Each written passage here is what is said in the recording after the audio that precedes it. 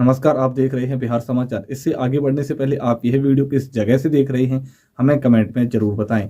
नीतीश को पशुपति ने दिया ओपन चैलेंज। लालू यादव से हाल ही में हुई मुलाकात के बाद पशुपति कुमार पारस ने बिहार सरकार, खासकर नीतीश कुमार पर तीखा हमला बोला है। उनका आरोप है कि नीतीश सरकार पासवान समाज के खिलाफ काम कर रही है और यह दलित विरोधी सरकार है। उन्होंने कहा है कि पासवान समाज के हक में सरकार का कोई ठोस कदम नहीं उठाई गई है। इसके साथ ही पशुपति ने साफ तौर पर नीतीश कुमार को ओपन चैलेंज किया है और उनके खिलाफ संघर्ष जारी रखने की बात कही है। लालू से मुलाकात के बाद उनके तेवर पूरी तरह से बदल गए हैं, जो नीतीश के खिलाफ खुलकर बोल रहे हैं। पटना आरा भभुआ इंटरसिटी में 3 एसी कोच की हुई शुरुआत। पटना विक्रमगंज भभुआ इंटरसिटी ट्रेन में अब 3rd एसी कोच की सुविधा जोड़ी गई है, जिससे यात्रियों को उच्चतम सुविधा मिलेगी। इस कोच के कुल 24 कोच हो गई है, जिसमें जनरल कोच, एसएलआर और 3rd एसी कोच भी शामिल हैं। पीरो से पटना या भभुआ से पटना के बीच 3rd एसी का किराया 505 रखा गया है, जो यात्रियों के आरामदायक यात्रा का अनुभव देगा। यह सुविधा खासकर वृद्ध और बीमार यात्रियों के लिए बेहद उपयोगी साबित होगी, जिन्हें सामान्य कोच में यात्रा करना कठिन हो सकता था।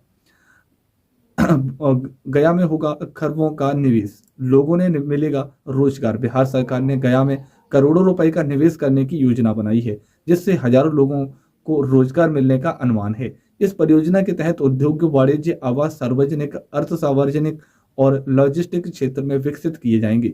पूरे परिसर में 3 किलोमीटर सड़क, सीवेज और कॉमन एनफ्लुएंट ट्रीटमेंट प्लांट जैसी सुविधाएं होंगी, जो इस परियोजना को और आकर्षक बनाती हैं। एम्बुलेंस कर्मियों ने बिहार में मरीजों की बढ़ाई परेशानी, सरकार से रख दी यह मांग। एम्बुलेंस कर्मियों ने नई एजेंसी द्वारा डायल 102 सेवा के संचालन को लेकर सामूहिक हड़ताल का आह्वान किया है, जिससे मरीजों की मुश्किलें बढ़ गई हैं। कर्मचारियों ने अपनी वेतन स्थानांतरण और अन्य मुद्दों को लेकर 6 प्रमुख मांगे रखी हैं, जिन्हें पूरा करने का दबाव बना रहे हैं। हड़ताल के कारण बिहार में सरकारी एम्बुलेंस सेवाएं प्रभावित हुई हैं, जिससे विशेष रूप से सड़क दुर्घटना और आपात स्थिति में मरीजों की समस्या हो रही है। सिविल सर्जन कार्यालय में मामले को गंभीरता से लिया है, लेकिन समाधान नहीं निकल पाया है। नीतीश सरकार लेगी हजारों एकड़ जमीन, 5 जिलों में हुई इंडस्ट्रियल टाउनशिप बनाने की विचार। बिहार सरकार ने राज्य में औद्योगिक विकास को बढ़ावा देने के लिए हजारों एकड़ भूमि पर औद्योगिक टाउनशिप बनाने का प्रस्ताव रखा गया है। इस योजना के तहत कैमूर, ठाकुरगंज, पूर्णिया, बेगूसराय, सोनपुर और हाजीपुर जैसे क्षेत्रों में औद्योगिक परियोजनाओं का स्थापना की जाएगी। इससे न केवल रोजगार के अवसर बढ़ेंगे, बल्कि राज्य के औद्योगिक स्थिति में भी मजबूत होगी। उद्योग विभाग इस पर तेजी से काम कर रहा है और निवेशकों के प्रस्तावों पर कार्रवाई शुरू कर दी गई है। इस योजना का उद्देश्य राज्य के समग्र विकास में योगदान देना है।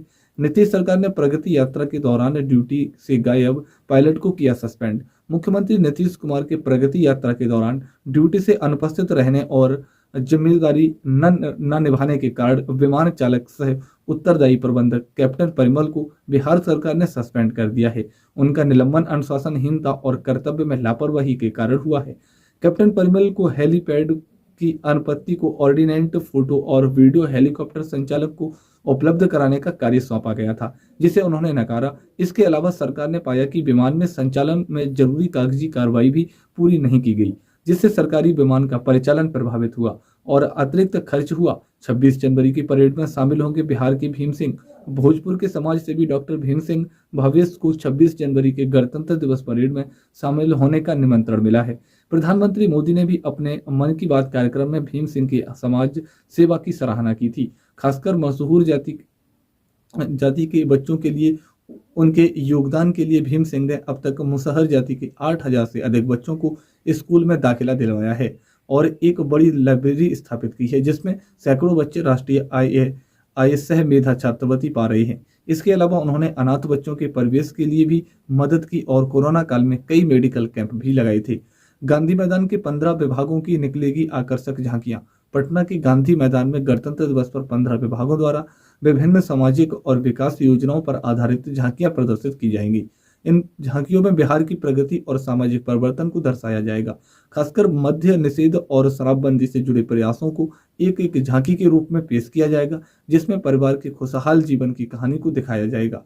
इसके अलावा महिला सशक्तिकरण, खेलों में युवाओं की सफलता और अटल कला भवन जैसी योजनाओं की झांकियां भी प्रदर्शित की जाएंगी, जो समाज में बदलाव लाने के लिए अहम है। कैमूर के पूर्व विधायक का निधन, पार्टी में शोक की लहर। कैमूर जिले के भभुआ विधानसभा क्षेत्र के पूर्व विधायक डॉक्टर प्रमोद कुमार सिंह का निधन हो गया है। वे 3 बार विधायक रहे थे और जेडीयू के जिला अध्यक्ष भी थे। उनके निधन पर राजनीतिक दल और नेताओं ने शोक व्यक्त किया है। उनके निधन के साथ कैमूर को एक ऐसे व्यक्ति का नुकसान हुआ है जिन्होंने हमेशा समाज और सार्वजनिक कार्यों में योगदान दिया। प्रमोद कुमार सिंह की छवि एक मृदुभाषी और ईमानदार नेता के रूप में थी, जिन्होंने अपने कार्यशैली से सभी को प्रभावित किया था। बिहार सरकार के श्रम संसाधन मंत्री संतोष सिंह और अन्य नेताओं ने उनके परिवार के प्रति संवेदनाएं व्यक्त की हैं। प्रयागराज में महाकुंभ में भजन गाएंगे बिहार की बेटी माधवी।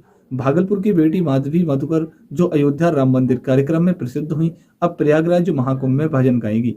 उनका भजन महाकुंभ के शुभारंभ में लाखों श्रद्धालुओं द्वारा सराहा गया है। माधवी की आवाज ने न केवल धार्मिक आयोजनों को बल्कि बड़े बड़े समारोहों में अपनी एक पहचान बनाई है। उनका भजन संस्कृत में है, जिसे विशेष रूप से श्रद्धालु और भक्त पसंद कर रहे हैं। माधवी मधुकर की गायकी को न सिर्फ धार्मिक स्थल पर बल्कि समृद्ध सांस्कृतिक परिवेश में भी बड़ा सम्मान मिला है और उन्हें भारत सरकार द्वारा कई महत्वपूर्ण अवसरों पर प्रस्तुति का मौका भी मिला है।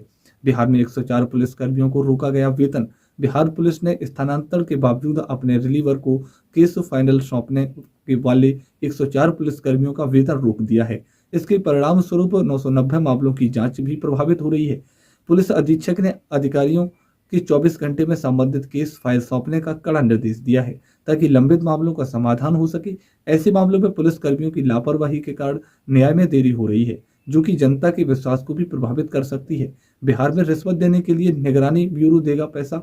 बिहार में निगरानी ब्यूरो ने रिश्वतखोरी को काबू में पाने के लिए नया कदम उठाया है। इसके तहत किसी भी सरकारी कर्मचारी द्वारा रिश्वत मांगे जाने पर ब्यूरो अपनी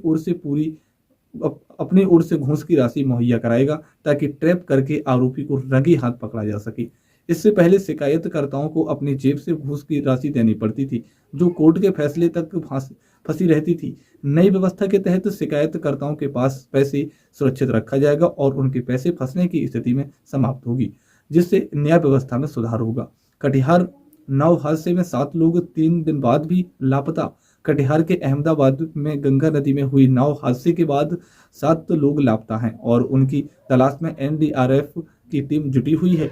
हादसे में 3 लोग मारे गए जबकि 8 लोग सुरक्षित बाहर निकाल लिए गए। स्थानीय लोग और एसडीआरएफ के साथ साथ गंगा में जाल लगाकर लापता लोगों की तलाश की जा रही है, लेकिन 3 दिन बाद भी कोई सफलता नहीं मिल पाई है। हादसे में मारे गए लोगों के परिवार जनगंगा किनारे आस लगाए बैठे हैं और हर कोई उम्मीद कर रहा है कि जल्द ही लापता लोग मिल जाएंगे।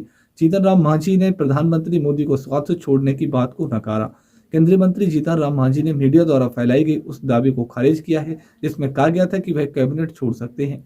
मांझी ने स्पष्ट किया है कि वह प्रधानमंत्री नरेंद्र मोदी का साथ मरते दम तक नहीं छोड़ेंगे और मीडिया द्वारा फैलाई जा रही अफवाहों से वह परेशान है। उन्होंने कहा कि मुंगेर में एक सभा के दौरान उनकी बात का गलत अर्थ निकाला गया था। मांझी ने मीडिया को चेतावनी दी कि अगर ऐसी खबरें फिर फैलाएंगी तो वह कानूनी कदम उठाएंगे और प्रेस काउंसिल में शिकायत दर्ज कराएंगे। बिहार रेलवे क्लेम घोटाले में ईडी की छापेमारी। बिहार में हुए रेलवे क्लेम घोटाले में ईडी ने पटना, नालंदा और बेंगलुरु में बड़ी छापेमारी की है।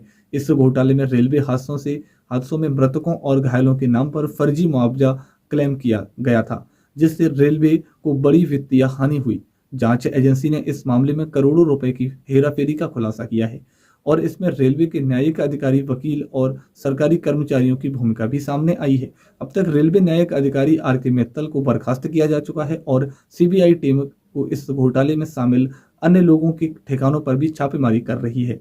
कोटा का एक और संस्थान अब पटना में कोटा का प्रसिद्ध कोचिंग संस्थान वाइब्रेंट अब पटना में अपनी 3 शाखाएं खोलने जा रहा है, जो मेडिकल और इंजीनियरिंग के छात्रों के लिए एक नया अवसर प्रदान